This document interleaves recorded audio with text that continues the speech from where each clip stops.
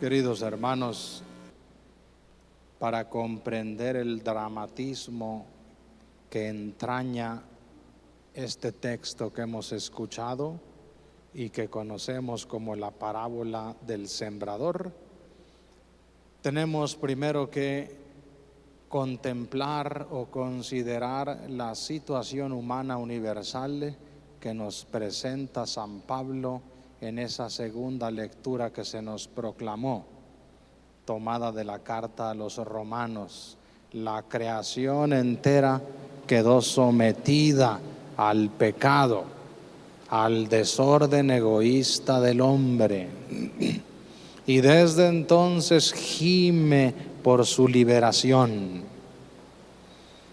Ese deseo de la creación entera, naturalmente incluyendo al ser humano, ese deseo de liberarse de las ataduras que no nos dejan ser. Por eso termina San Pablo esa lectura que hemos escuchado diciendo que nosotros aspiramos a liberarnos y a ser verdaderos hijos e hijas de Dios en plenitud.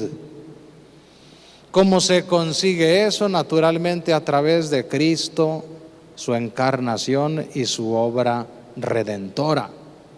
En esa situación de orfandad espiritual en la que nos hallábamos, nuestro Padre Celestial tuvo a bien enviarnos al Cordero Inmaculado, al Verbo eterno, a la palabra eterna de Dios, nuestro Señor Jesucristo. Vino a instaurar eso que Él llamó el reino de Dios, es decir, a superar, a revertir esa situación original de esclavitud en la que vivíamos.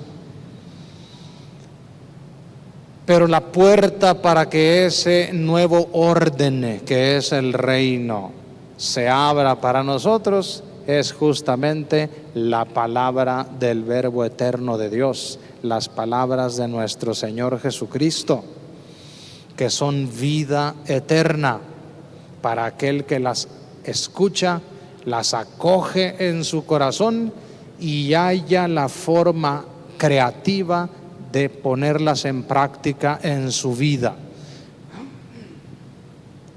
Con este trasfondo salvífico podemos entender el valor que tiene la palabra que se nos ha proclamado como evangelio. Primeramente analicemos históricamente la circunstancia, un momento en el que Jesús, presionado contra la orilla del mar de Galilea por la multitud, tiene que subirse a una barca, sentarse y desde ahí dirigirse a toda la multitud. A pesar de que el hecho es histórico, tiene un gran contenido simbólico. Esa multitud es la humanidad entera de todos los tiempos, incluyéndonos a nosotros. Esa barca sobre la que está sentado, naturalmente, es la barca de Pedro, es la iglesia. Ese mar simboliza el pecado, la muerte y todo lo que se opone al reino de Dios. Vean cómo la barca flota exitosa encima de ese mar de maldad que amenaza nuestras vidas. Pues desde esa situación específica Jesús se dirige a todos. Pareciera que Él ve nada más una masa gigantesca de personas y miren cómo, siendo el Hijo eterno de Dios, conoce cada corazón. Cada corazón es aquí comparado con un tipo de terreno sobre el cual cae su palabra, que es comparada en esta parábola como una semilla. Por lo menos hay 4 tipos de terrenos muy específicos o 4 corazones. Y el último grupo se subdivide en otros 3, aquellos que producen el 100, otros que producen el 60 y otros el 30. De manera pues que Jesús está hablando de la dinámica que en el reino de los cielos tiene tanto su acción salvífica a través de su palabra como nuestra libertad, que le da o no su sitio eminente a la palabra de Dios. Y el Señor explica las razones por las cuales su palabra no tiene efecto en ciertos terrenos, es decir, en ciertos corazones. Primero, aquel terreno en el que apenas cae la palabra, vienen los pájaros, se la llevan y queda totalmente inactiva. Jesús lo compara con el camino. Las milpas o sembradíos de aquellos tiempos tenían en cruz un sendero que se pisaba, y al ir el sembrador tirando la semilla, naturalmente allí mismo, sobre ese piso tan duro, allanado por los pasos del sembrador, quedaban las semillas que justamente venían los pájaros y se las comían. Jesús quiere comparar con este primer ejemplo a las personas que, recibiendo la palabra, y miren qué claro lo pone el Señor, no la entienden. Y entonces uno dijera, ¿y será por incapacidad? No, porque Dios nos creó a imagen y semejanza suya e hizo nuestro corazón apto, dispuesto, capaz de comprender su palabra. Entonces, ¿por qué no la entienden? Porque no les interesa. Por eso, si se fijan, hay un momento en el que a la mitad del evangelio que hemos escuchado, se acercan sus discípulos. ¿Por qué les hablas en parábolas? ¿Por qué les pones de manera, digamos, tan encriptada, tan misteriosa el misterio del reino de los cielos? Jesús quiere que cada quien haga lo suyo y también se aplique. Jesús quiere que pensemos por cuenta propia, que reflexionemos y pongamos nuestro propio empeño en conquistar nuestra salvación. Él hace lo suyo, pero a nosotros, como seres capaces de inteligencia y libertad, nos toca hacer lo propio. Aquella multitud quería las cosas a lo fácil y sin esfuerzo. Jesús comienza a partir de aquí a hablar en parábolas para que el que se interese trate de comprender por cuenta propia y trate por cuenta propia de aplicar, de traducir ese conocimiento en acciones diarias. Sin embargo, como no se entiende a la primera, la persona descuida la palabra que ha caído en su corazón. Dice Jesús, viene el diablo, se la lleva, y aquel terreno, aquel corazón quedó improductivo, sin fertilidad alguna.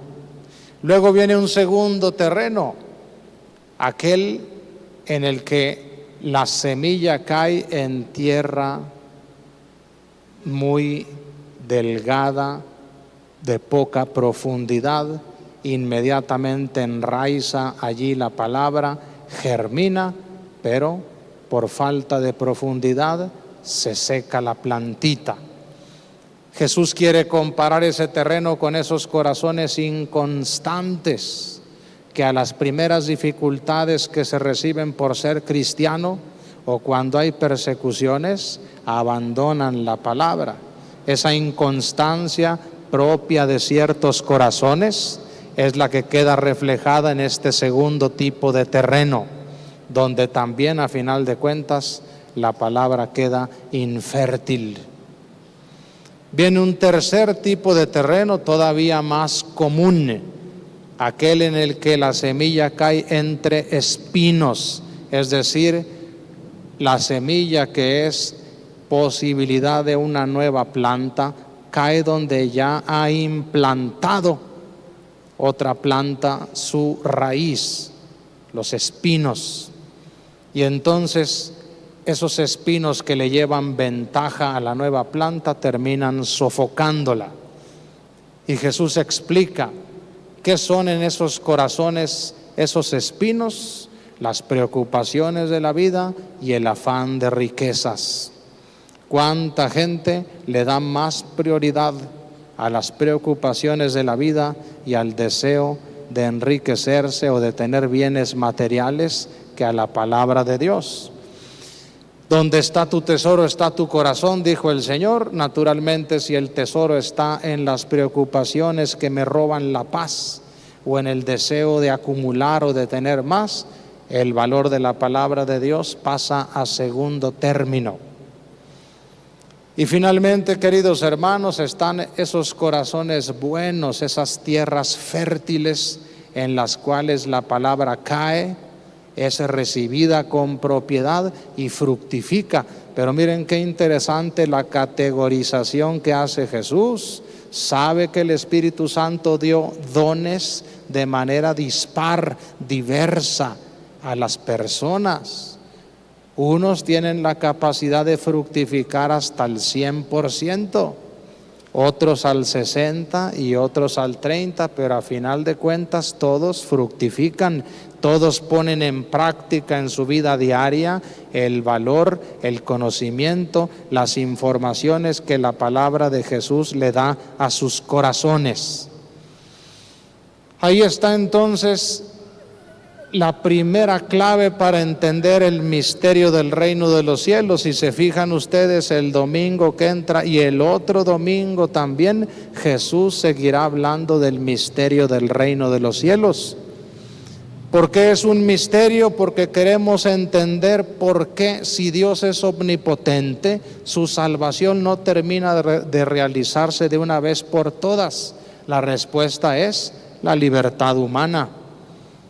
Nos ha hecho libres y ha corrido el riesgo de que nuestra libertad le diga incluso no me intereso a la palabra misma de su Hijo Jesús.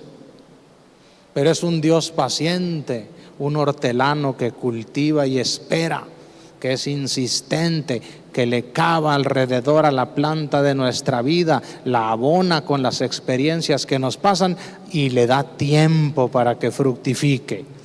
Pidámosle al Señor que haga de nuestros corazones tierras fértiles, que sepan cada uno según sus capacidades fructificar y poner en práctica la palabra de Jesús en la vida de todos los días de cada uno de los aquí presentes. Vamos a ponernos de pie.